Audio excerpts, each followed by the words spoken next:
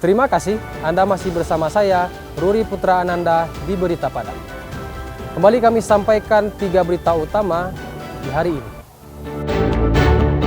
Pembuang sabu-sabu ke selokan saat hendak ditangkap, seorang pengedar di Padang berhasil diringkus polisi. Antisipasi gangguan Kamtibmas, Satpol PP razia warung di ruas Jalan Sumber Riau. Kecanduan judi daring, seorang pria di Padang membuat laporan palsu ke polisi sebagai korban begal.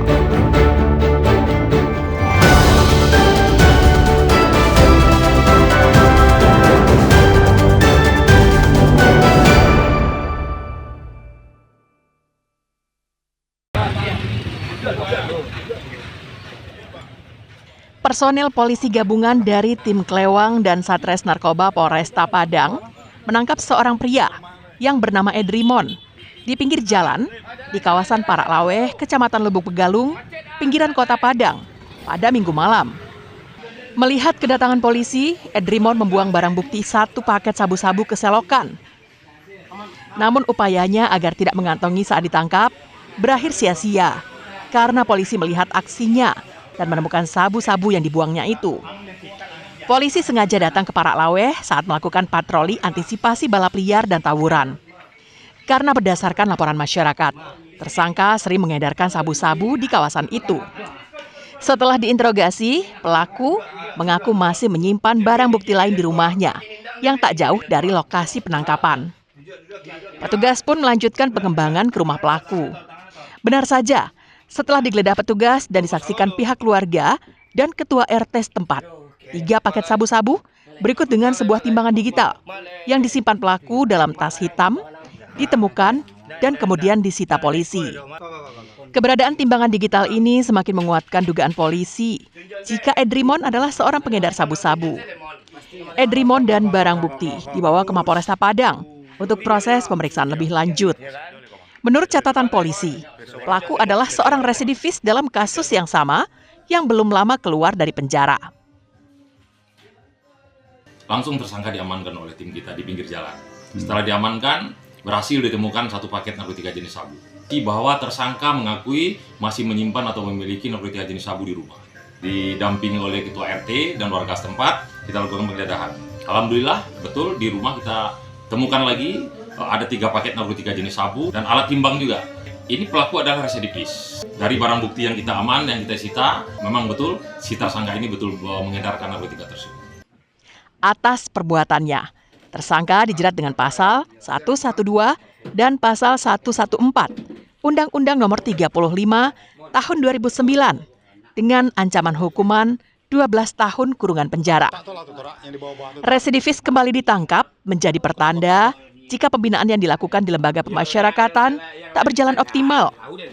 Dalam banyak kasus penangkapan, umumnya residivis kasus narkoba selalu mengulang perbuatannya usai bebas dari penjara.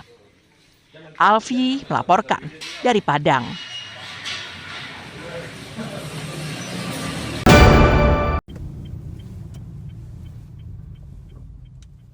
Tim gabungan Satpol PP 50 Kota merazia warung-warung yang terletak di pinggir jalan di daerah perbatasan Sumber Riau.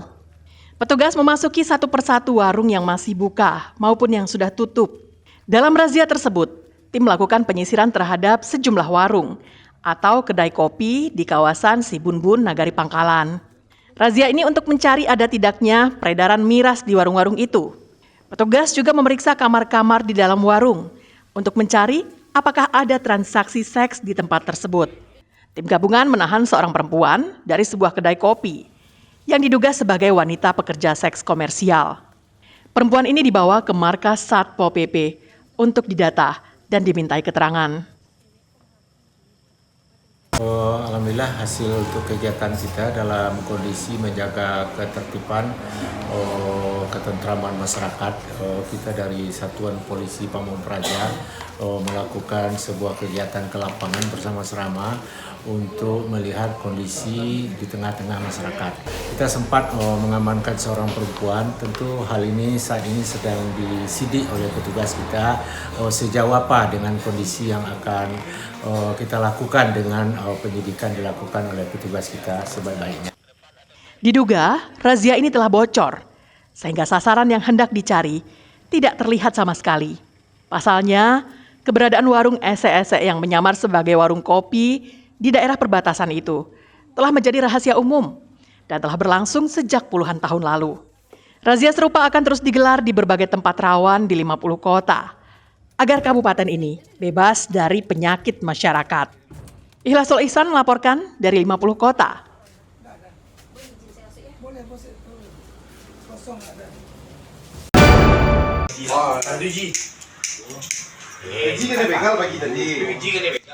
Anggota Satreskrim Polresta Padang menangkap Mahfud di rumahnya di kawasan Tanjung Aur, Kecamatan Padang Timur pada Senin malam.